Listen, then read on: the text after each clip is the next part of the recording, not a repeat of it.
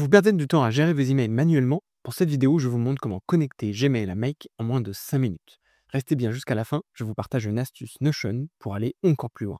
Vous avez été nombreux à nous demander de l'aide sur la connexion entre Gmail et Make. En effet, l'interface de gestion de l'API Google a été mise à jour récemment et je vais vous guider étape par étape dans ce nouvel univers.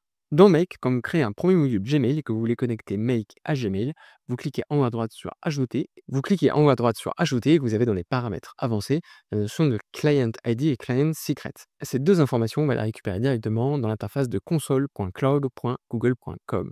Une fois que vous êtes connecté, vous créez un nouveau projet, on va l'appeler Email Tâche 2025.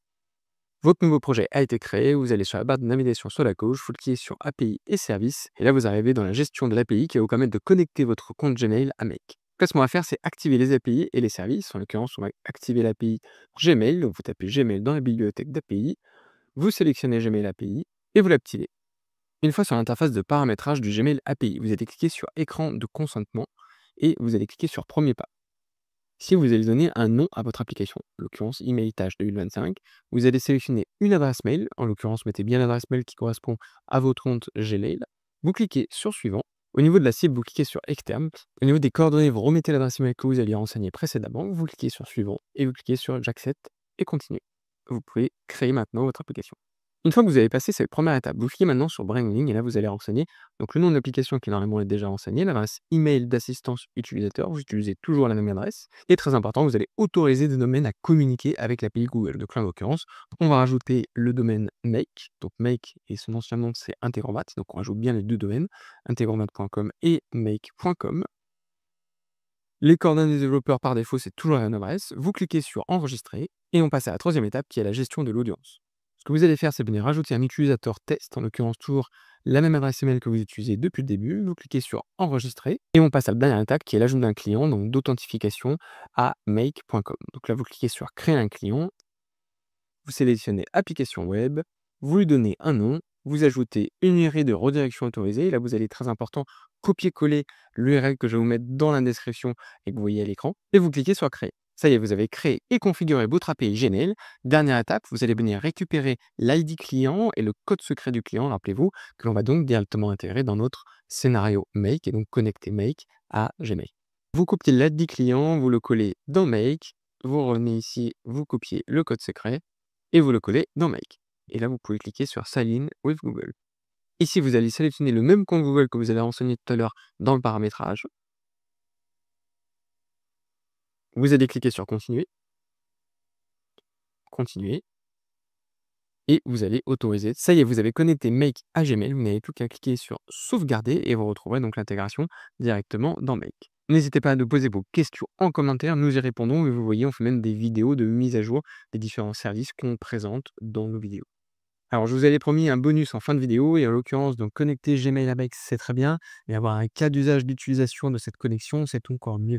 Et en l'occurrence, le cas d'usage que je vous propose, c'est la gestion de sa boîte mail en automatique. C'est un cas d'usage qui est très plébiscité par nos clients. Il y a beaucoup de clients qui veulent se concentrer sur leur valeur ajoutée, sur leur métier principal et pas sur la gestion des emails. Donc, ce que je vous propose, c'est un cas d'usage très pragmatique. On va venir récupérer les différents emails qu'on a dans Gmail en automatique et venir les trier et les intégrer à une base de connaissances Notion. Donc là, de la même manière qu'avec Gmail, la première étape, ça va être de connecter Notion à Make. On va donc cliquer sur Ajouter une nouvelle connexion, on va cliquer sur un type de connexion interne et on va lui donner un nom. Et vous voyez ici, il nous demande un token d'intégration. Donc dans Notion, on va créer cette connexion. On va aller dans Paramètres, dans Connexion et on va cliquer sur Développer ou gérer des intégrations.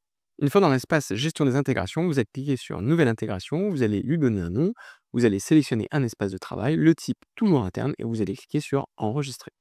Vous allez maintenant configurer les paramètres de l'intégration. Là, vous voyez, on retrouve tout un tas de paramètres. On va les laisser tels quels, on ne va pas y toucher, c'est déjà enregistré. Et on va venir donc, afficher, vous voyez, le code secret de l'intégration, le copier et venir l'intégrer donc directement dans notre scénario Make. C'est ce qu'on nous demandait ici. Coller, sauvegarder. Et ça y est, vous avez connecté Notion à Make. Une fois que c'est fait, et n'oubliez pas, cette étape est très importante, parce que même si vous créez cette connexion avec Notion, il faut maintenant venir connecter spécifiquement la base de connaissances que vous allez vouloir venir alimenter dans ce scénario très précis. Donc là, ce que vous allez faire, c'est revenir dans Notion, créer une base de connaissances, cliquer en haut à droite sur les 3 petits points sur connexion et là, vous allez venir rajouter votre connexion. Vous la voyez ici qui apparaît maintenant, email tâche 2025 et donc vous allez venir autoriser Make à venir lire spécifiquement cette base de connaissances-là. Une fois que c'est fait, vous allez venir récupérer l'identifiant de votre base de connaissances Notion. Donc pour ce faire, vous allez dans l'URL, juste après www.notion.so, vous récupérez la chaîne de caractères que vous voyez à l'écran, vous la copiez et vous la collez ici directement dans Database ID. Donc là, en l'occurrence, vous voyez à l'écran, j'ai créé un certain nombre de champs, l'objet du mail, l'expéditeur, le nom de l'expéditeur, l'email expéditeur et la date d'envoi. Toutes ces informations, je vais venir les mapper dans Make. En l'occurrence, je vais venir récupérer donc les informations directement depuis les mails que j'ai pu lire dans Gmail. Et vous le voyez ici, j'ai mis donc l'objet, l'expéditeur, l'email de l'expéditeur et la date d'envoi. Vous cliquez sur sauvegarder. Ça y est, notre scénario est prêt. Ce que l'on va faire, c'est venir le tester en envoyant un email directement dans la boîte mail Gmail. Donc, ce que je vais faire, c'est envoyer depuis une autre adresse email, en l'occurrence contact@noflo.fr, à mon adresse Gmail contact.noflo@gmail.com, un email de test description, je vais l'envoyer et vous le voyez, j'ai bien mon email qui est arrivé dans ma boîte mail Gmail. Maintenant, ce que je vais faire, c'est lancer le scénario et voir si dans ma base de connaissances Notion, j'ai bien le mail qui a été traité et intégré à ma base de connaissances.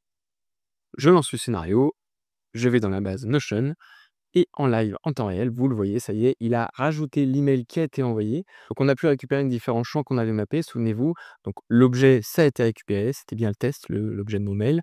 L'expéditeur n'a pas pu être récupéré parce qu'il n'avait pas d'expéditeur depuis ma boîte mail contact@noflo.fr. L'email expéditeur, il l'a bien eu, et puis la date d'envoi, il l'a également mis, avec potentiellement une date incrémentale de gestion du coup, de ce mail, ou en tout cas de gestion de la tâche de ce mail.